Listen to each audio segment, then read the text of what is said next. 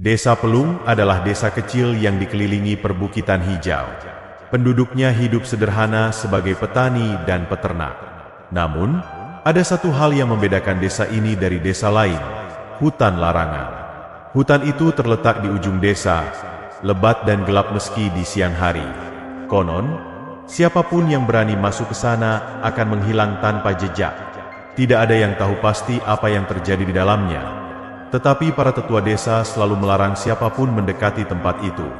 Dulu, ada yang mencoba berburu di sana, kata Slamet, seorang pemuda desa yang berusia sekitar 25 tahun, saat duduk di pos ronda bersama teman-temannya. Tapi tak pernah kembali. Wahyu, pemuda berusia 23 tahun yang dikenal suka mencari sensasi, tertawa kecil. Ah, itu cuma cerita orang tua supaya kita nggak main jauh-jauh. Hutan ya cuma hutan.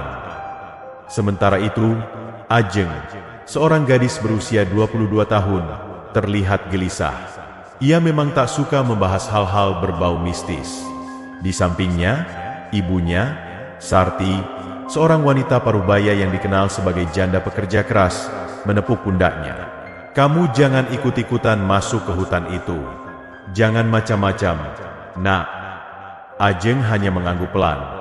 Sementara Wahyu tersenyum penuh arti. Slamet yang lebih bijak memperingatkan, aku juga nggak percaya tahayul, tapi ada baiknya kita tetap hati-hati. Namun, di balik percakapan mereka, satu hal yang mereka belum ketahui, sesuatu dari hutan itu sedang memperhatikan mereka. Malam semakin larut di desa Pelung. Cahaya bulan samar-samar menerangi rumah-rumah penduduk.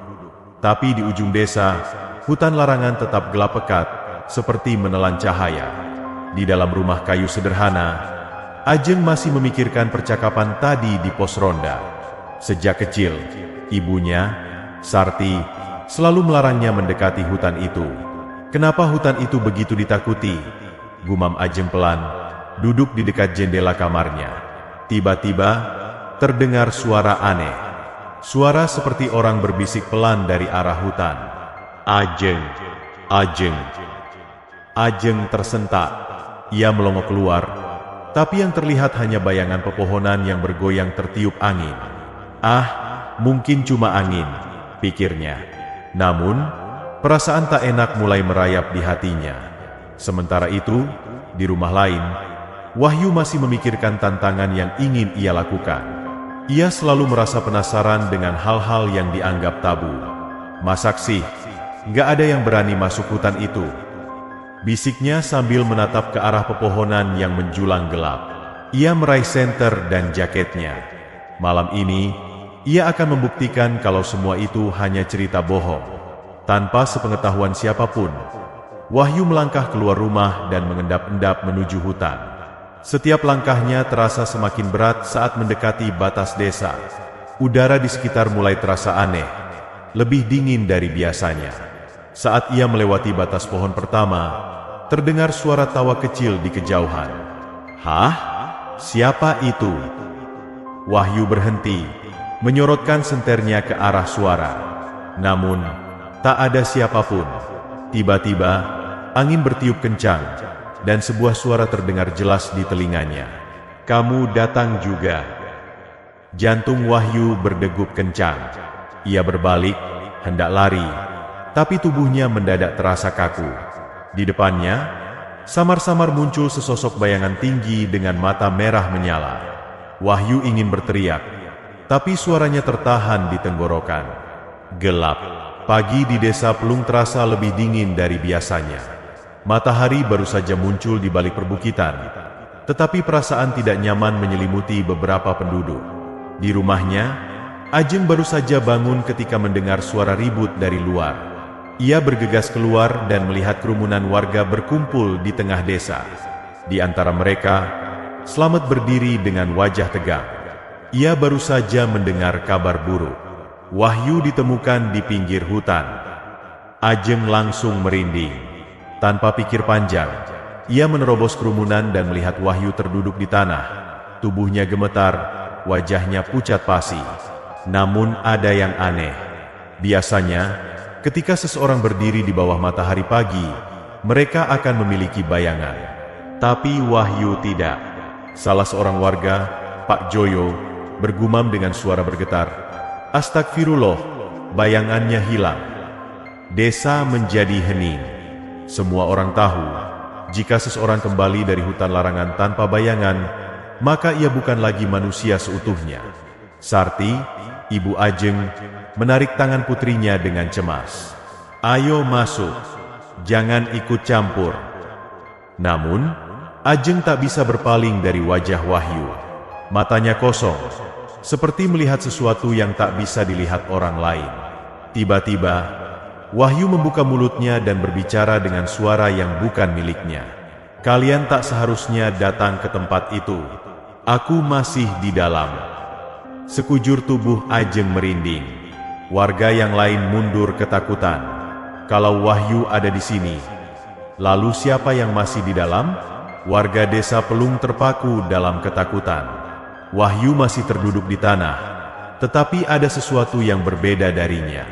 Tatapannya kosong, wajahnya pucat seperti orang yang sudah mati, dan bayangannya masih tidak ada. Ajeng menelan ludah. Apa maksud dari Kaslamet yang sejak tadi diam, akhirnya mendekat dan mengguncang tubuh Wahyu? "Hei, sadar, Wahyu, apa yang terjadi semalam?" Wahyu hanya menatap Slamet dengan senyum aneh. Perlahan, ia mengangkat tangannya dan menunjuk ke arah hutan. Dia sudah bangun. Semua warga semakin ketakutan. Siapa yang sudah bangun? Pak Joyo, salah satu tetua desa, maju dengan wajah pucat.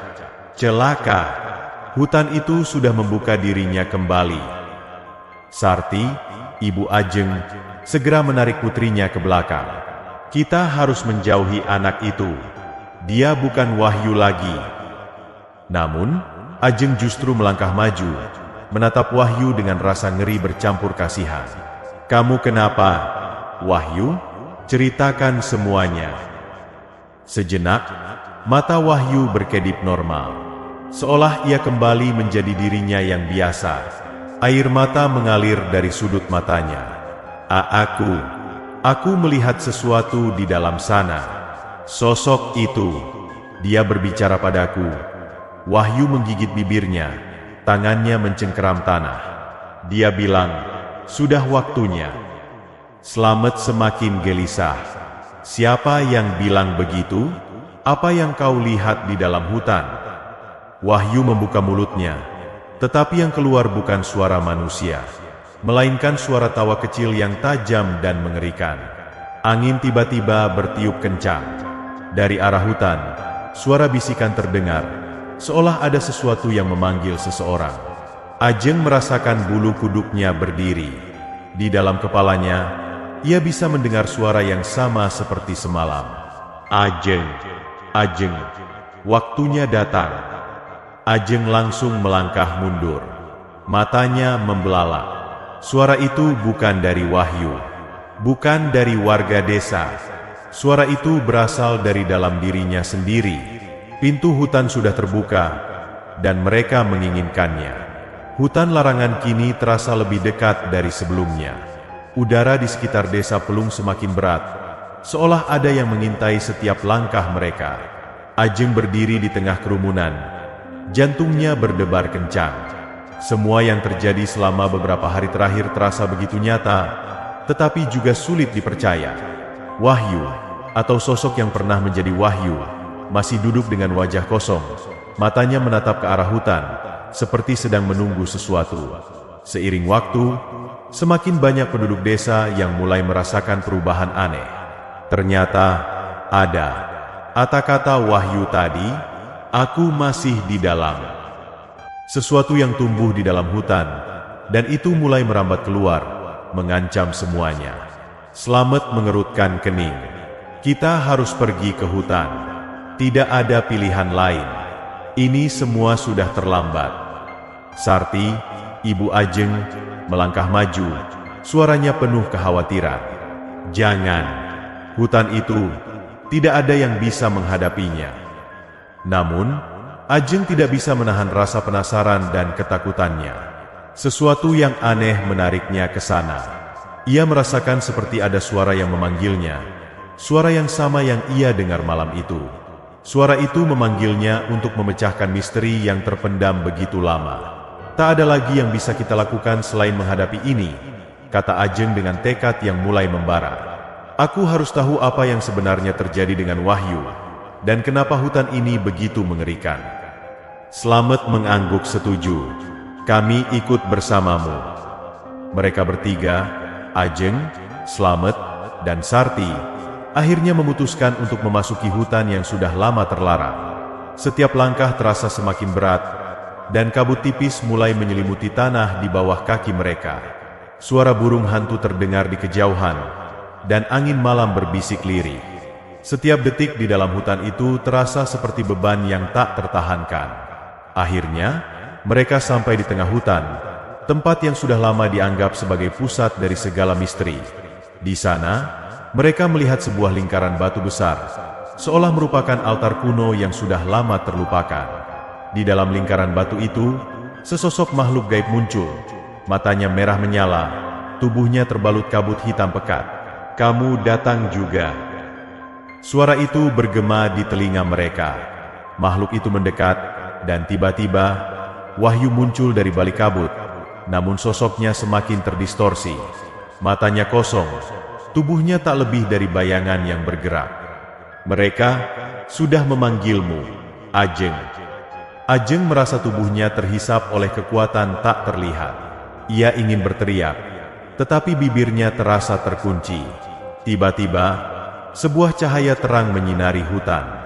Dari cahaya itu, sosok seorang pria tua muncul, mengenakan pakaian putih yang bercahaya, membawa tongkat yang bersinar. Cukup, pria tua itu berkata dengan suara yang memerintah. Makhluk gaib itu mundur sejenak, melawan cahaya yang datang dari pria itu. Ajeng teringat tentang ritual kuno yang pernah didengar dari para tetua desa. Ritual yang dapat menutup pintu antara dunia manusia dan dunia makhluk gaib. Dengan bantuan pria tua tersebut, yang ternyata adalah penjaga hutan yang telah lama terkunci, mereka berhasil menutup kembali gerbang yang menghubungkan dunia mereka dengan dunia gaib. Setelah itu, hutan pun kembali tenang. Makhluk-makhluk gaib yang selama ini mengganggu desa akhirnya hilang. Wahyu kembali ke desa, tetapi tak seperti sebelumnya. Wajahnya lebih tenang, lebih damai, meski masih ada bekas luka batin yang mendalam. Ia tidak ingat banyak tentang apa yang terjadi di dalam hutan. Ajeng memeluknya erat. Sarti, ibu Ajeng, menghela napas panjang. Semua ini berakhir, tapi kita tak akan pernah sama lagi. Desa belum kembali seperti sedia kala, namun ada sesuatu yang tetap berubah. Misteri tentang hutan larangan tak akan pernah benar-benar terungkap. Hutan itu tetap menjadi penjaga rahasia yang dalam, dan mungkin suatu saat nanti, seseorang akan datang dan membuka pintunya lagi.